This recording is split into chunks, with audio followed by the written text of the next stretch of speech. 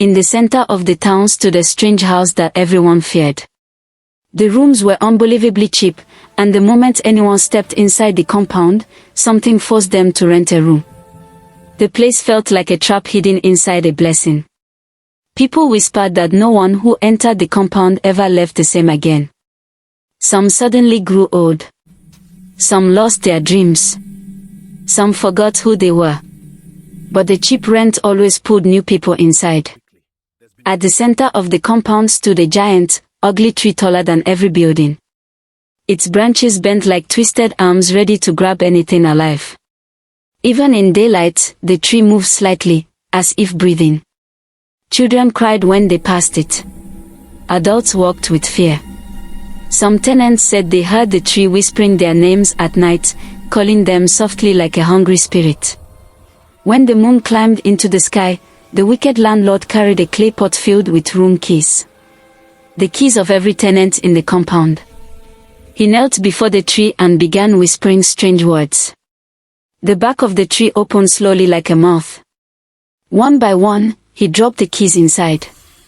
The tree swallowed them with a low growl, and strange shadows danced around him. That was how he fed the destinies of his tenants to the tree. David, a young man struggling for money, heard that the house had a room self-con for only 40,000 naira.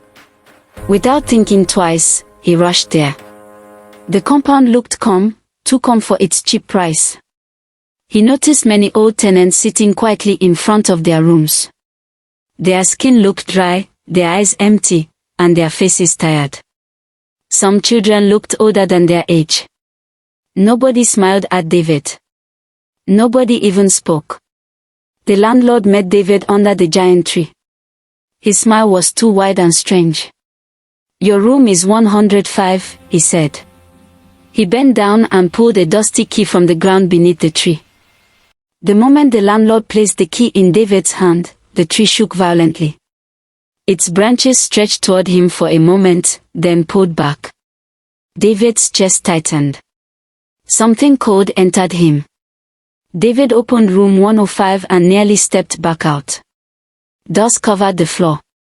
The walls were cracked with black stains. The air smelled rotten. Something in the room felt angry.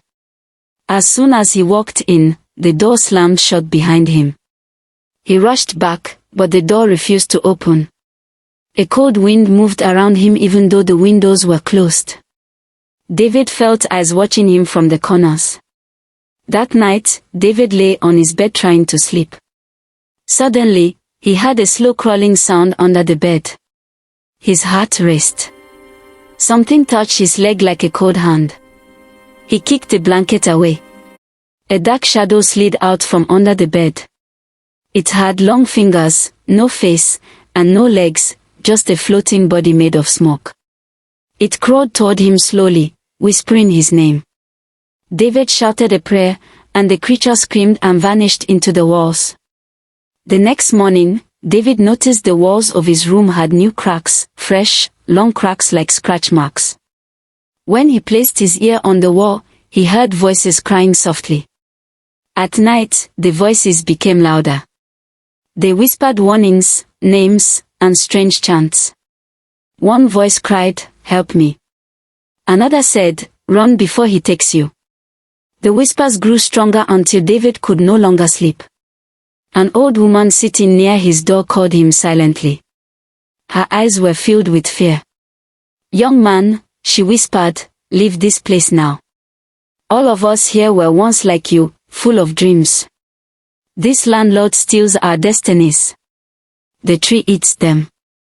Before David could ask anything, the landlord appeared. The old woman quickly looked away. The landlord smiled at David with empty eyes. "Hope you slept well," he said. That night was the worst. The moment David closed his eyes, the room grew cold. His bed began shaking. Someone whispered his name again, but this time from inside his wardrobe. He opened it slowly and saw nothing, just darkness that felt alive. Suddenly, hands came out from the walls, dozens of them, grabbing at him. Long black arms wrapped around his legs, trying to pull him into the floor. David screamed a prayer, pulled himself free, and ran outside the room. As David rushed into the compound, the giant tree moved. Its branches pointed toward him. Then it called his name. David. The sound was deep and hungry. The ground opened near the tree like a mouth. David jumped back in fear. Shadows rose from the tree and began floating around him. Every tenant stayed inside. Nobody dared to help. David hid behind the water tank, shaking. The landlord came out with a clay pot of keys, but this time he looked different. His eyes glowed red, and his skin looked cracked like dry wood. He dropped the keys into the tree. David watched as the landlord's shadow stretched behind him, showing a monster shape, horned, long, and twisted. David realized the landlord was no longer fully human.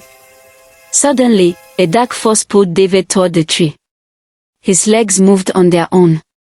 The branches reached for him like claws. The ground under him cracked open, trying to swallow him. The faceless creature from his room appeared again, this time bigger and faster. It rushed at him with a scream. David closed his eyes, shouted the strongest prayer he knew, and a bright light exploded around him. The dark creatures burned away in the light. The tree shook violently. The landlord screamed and ran into the shadows. David grabbed his bag, pushed the gate with all his strength, and ran into the street. Behind him, the compound roared like a beast. The tree twisted and cried. The ground shook until David reached the main road and collapsed in tears. David woke up in his uncle's house far from the cursed compound. His body felt lighter, but his heart remembered everything. His uncle believed him because many people had escaped the same house with terrible stories. David never returned. But the house still stands, silent, waiting for the next dreamer who wants a cheap room. The tree still waits in the center, hungry, watching. If you want more terrifying African stories like this video, subscribe, and comment on more horror so I can bring you another powerful story.